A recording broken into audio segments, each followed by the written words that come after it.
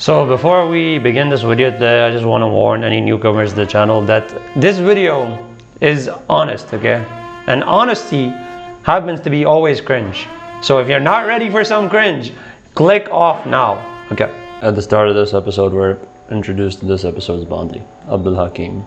This information gets to our protagonist through the usual piece of shit television that barely works. Apparently, Abdul Hakim is a serial pet thief. He stole another one. This time, the bounty is 8 million for bringing him in live. Unluckily for Abdul Hakim, the scientist he punched while stealing the dog that he stole happens to be Spike's friend. They get a description of him after the surgery. This guy changes his looks more than Kim Kardashian, okay? He's notorious for his surgeries, so they get a latest description after some haggling for 280 wulong. Now before we move on, I just want to say that this show is the prime example of how you do diversity correctly. Throughout the show, we see many fictional cultures that are representative of real cultures, that are represented in a way that's not rubbing your nose in it, that's not in your face and obnoxious, unlike more modern renditions of diversity. These rich cultural hubs present a very good backdrop to our characters and their story that we can enjoy. They also have specific music themes devoted to specific cultural hubs, which is very nice. Check out this frame, for example. In the last episode, we were somewhere that was clearly inspired by Mexican culture. In this frame, we can see that we've probably switched to Chinese culture in this one. Here we get a shot of Hakim and the suitcase he's sitting on. Apparently, he has a deal to hand the suitcase off to someone in 6 hours. According to the doctor who gave Spike this information in the first place, the suitcase was large enough to carry a small woman inside. The doctor comments that given how roughly Hakim handled it, it was doubtful that there was, in fact, a woman inside. But as we'll come to see, these small things like woman abuse don't really bother our friend Hakim. Hakim enters what is clearly meant to be a traditional doctor cuisine shop. And on that note, did you know that traditional street doctors in China, known historically as barefoot doctors, were rural healthcare workers trained in the mid-1960s to provide basic medical services, particularly in farming communities? Nice little piece of trivia there. Now let's get back to the show. Hakim is clearly not right in the head. We get our first inkling of this when an old guy bumps into him and he kills a cockroach, puts the dead cockroach inside the drink he just ordered, and forces the old man to drink it.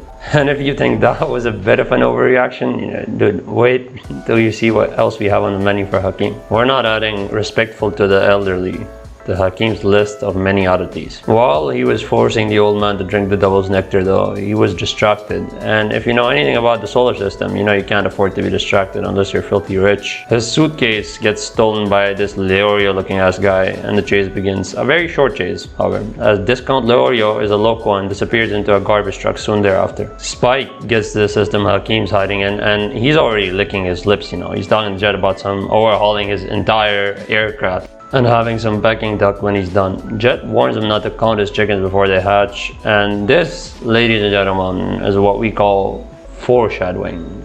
It is then revealed that we are on Mars. Ironic considering last episode this Latina lady really wanted to be here, but it's just as much of a shithole as any other place if you don't have the money. Man, this show really is just like real life. Oh, and we also learned that anything and everything is for sale, including information. Spike, however, finds a friend in a collector of nunchucks and managed to get information for free. This, unfortunately, highlights one of the only things I find wrong about this anime. I don't like it. And one of the major pitfalls of anime in general, I think, is dialogue. Dialogue is the bane of anime, bro. They just cannot write good dialogue over in Japan. So Spike is like, yeah bro, cool nunchuck, and the guy is like, yep, seems legit, we're friends now. I'll make a longer video on this someday soon. Anyway, let's get back to the show. He tells him that what he's looking for is available at a local pet shop. Spike gets to the shop and Discount Leorio is trying to sell the merchandise to a pet shop owner. Spike's already there though, and remember, he doesn't know that Discount Leorio stole it, so he knows that this Hakim guy is notorious for changing his face around. So now he's holding a gun to Walmart Leorio's head because he thinks he's Hakim. It's also funny that a man has a gun pulled on another man in front of the pet shop lady and all she cares about, oh, my babies are very sensitive. Yes, she means the pets. The pets is all she cares about. As far as I know, she does not have any children. Anyway, Spike tells the pet shop owner woman to open the case up and she complies, slowly. Suspense building up. Are you ready to know what the big bad weapon is the scientists were building? Are you ready for the horrific truth? It's a puppy. guys. It's a cute little pup dog. Don't worry though. Turn that frown upside down because more explanation is coming soon. Upon the sight of this majestic creature, Spike is obviously less excited than I am because the shop owner tells them that it's not a rare breed and only worth about 2 oolongs. And if I haven't mentioned it already, oolong is the currency of the solar system. Spike apologizes to dollar store Leorio for the whole pulling a gun to his head thing, which he takes surprisingly well and walks away because he now thinks that he has to have the wrong guy, right? Meanwhile, IKEA Leorio is having the worst time of his life because the real Hakim shows up and pulls another gun on his head, this time to the back of his head. Whole time I'm thinking to myself, man, this Alibaba Leorio guy is really experiencing all the gun positions today. Haha. Hakim tries to kidnap the puppy again, but the puppy does not fuck with him. So it lunges at his throat as soon as he tries to touch it. Notice how it didn't lunge at any of the white or fair skinned characters, this racist fucking dog. I changed my mind. I don't fuck with this puppy anymore. You know, this is why I don't believe people when they tell me that their dog doesn't bite. Look at this motherfucker. It looks like he has at least 3 bodies. Meanwhile, the scientists who actually experimented on the dog show up in a van to recover their lost property, and so another chase begins. Just so we're in the clear, the dog is in the lead because of course it is. Hakim is chasing the dog. The science guys in their van are chasing Hakim, and all the way in last place is our protagonist Spike, who doesn't know what the fuck he's chasing or what the fuck is going on. On another one of my many side notes, the music during this scene is fire. The dog at this point decides the main road isn't working out for him anymore, so he decides to take an alley to his destination. It's very sad because the science guys now have to disembark their glorious chariot to continue this chase. And our characters have been running for a while now, so we have the obligatory traffic crash. Really tired and depressed at the thought of a mutt outdoing him, Hakim just starts throwing oranges and pineapples, or at least the substitutes of oranges and pineapples on Mars, at the dog, hoping he'll knock him out, I guess. The dog, however, is built like Lionel Messi and Muhammad Ali. He bobs and weaves all of it. Hakim and Spike converge on the canal bridge, dog in the middle. Now, Hakim is really confused about this guy chasing the dog with him, so he asks Spike if he's an animal rights activist. Spike is clearly not as famous a bounty hunter as he proclaims. As they engage in gladiator-style hand-to-hand combat, the dog watches on calmly. It is reminiscent of 2 princes fighting for the hand of a princess in marriage, except we have 2 low-life bounty hunters and thugs instead of princes, and we have a dog instead of a princess. Also, they're not getting better. You put your dick back in your pants, Dave, you disgusting. Now, you're not gonna believe this next part, but if I can show it to you without getting thunderstruck by copyright Zeus, I will. The dog sees a boat, jumps onto the boat, weaves Hakim jumping after him, and stalls Spike so Spike can take it home.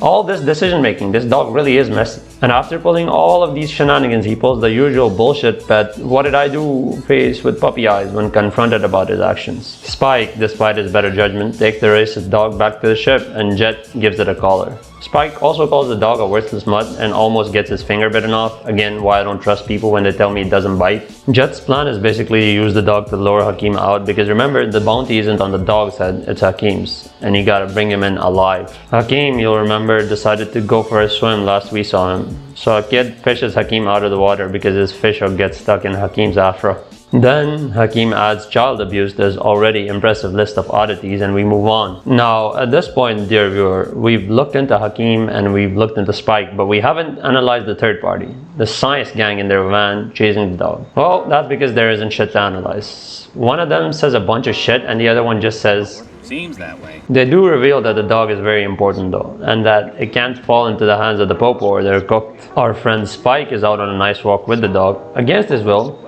trying to lure Hakim in. At this point it's around 5 p.m. and Hakim's delivery time, you'll remember, is getting closer, so he doesn't exactly have time to make elaborate plans. He tries to reschedule, but the other party basically just tells him to go fuck himself, and he breaks a perfectly good burner phone in his rage. Another oddity added to the list. You know, it's occurring to me more and more that Hakim is the anime version of John Jones. He definitely would beat his wife too. A local shaman sitting on the side of the road, likely a contact of Jet, sees Hakim passing by, tells him he's looking for something and that he can help him find it. Hakim is pretty desperate at this point, so he takes him up on this offer. It is revealed that the collar is embedded with a tracking chip.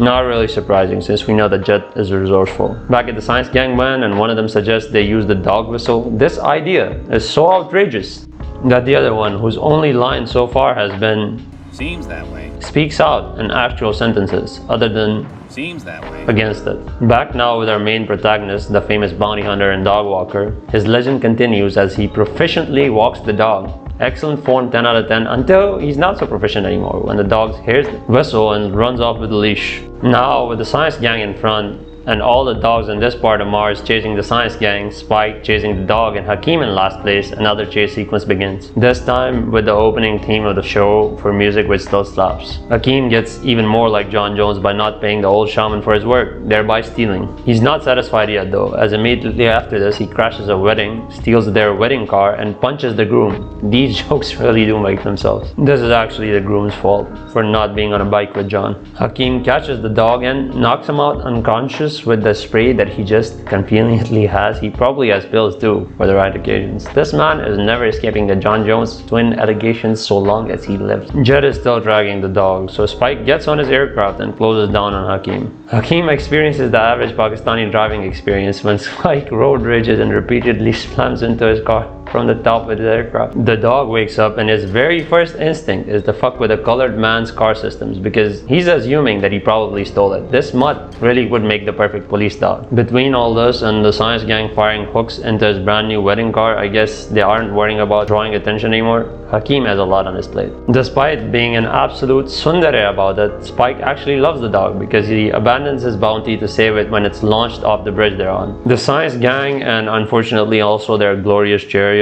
and also Hakeem are both launched off the bridge soon thereafter. Their landing happens to be on a police station where they get arrested. And if you haven't guessed it already, the science gang were conducting some, let's just say, interesting experimentation on the dog, and it was very illegal, so that's why they didn't want the popo to find it. At the end of the episode, local market Leorio is now working for the pet shop woman, and an assessment of the financial situation of her merry band of bounty hunters is that Spike suggests they solve a dog having tick problems by salting and eating said ticks. I am and have been broke, but never that broke.